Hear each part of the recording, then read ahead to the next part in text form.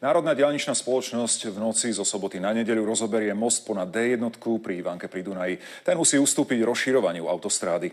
Dlhodobé práce obmedzia medzi Bratislavou a Sencom dopravu. Národná diaľničná spoločnosť v sobotu 16. marca začne s demoláciou mosta, ktorý spája obce Čierna Voda a Ivánka pri Dunaji. Pre túto demoláciu budú musieť uzavrieť celý úsek D1 medzi Triblavinou a Vajnorami. Pre demolačné práce bude úsek diaľnice D1 v dĺžke 4,5 kilometra uzatvorený. Národná diaľničná spoločnosť odporúča motoristom vyhnúť sa úseku a využiť starú seneckú cestu I-61. K samotnej demolácii dôjde v noci v sobotu 16. marca od 22. hodiny.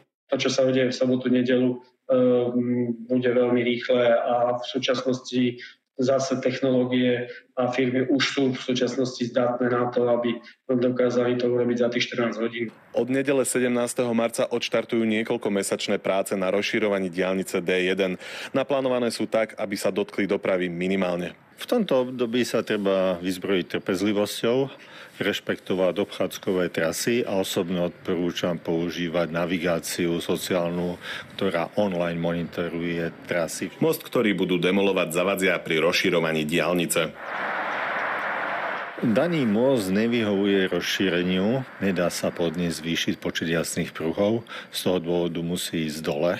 Dotkne sa to ľudí, ktorí bývajú, pracujú alebo jazdia z jednej strany na druhú cez diaľnicu. Samotná demolácia mosta súvisí s výstavbou na diaľnici D1. Vyťažený vjazd do hlavného mesta bude najbližšie mesiace paralizovaný pre dostavbu križovatky, ktorá napojí diaľnicu D1 na obchvat hlavného mesta D4. Budeme si musieť zvyknúť, že budeme na tej D1 stáť dlhšie. Dopravná polícia sa taktiež pripravuje na obmedzenia, preto na danom úseku diaľnice posilní kontroly. Počas rekonštrukčných prác bude policajný zbor dohliadať na predmetný úsek z dôvodu zabezpečenia bezpečnosti všetkých účastníkov cestnej premávky.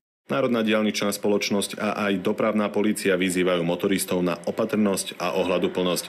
Erik Adamson, RTVS.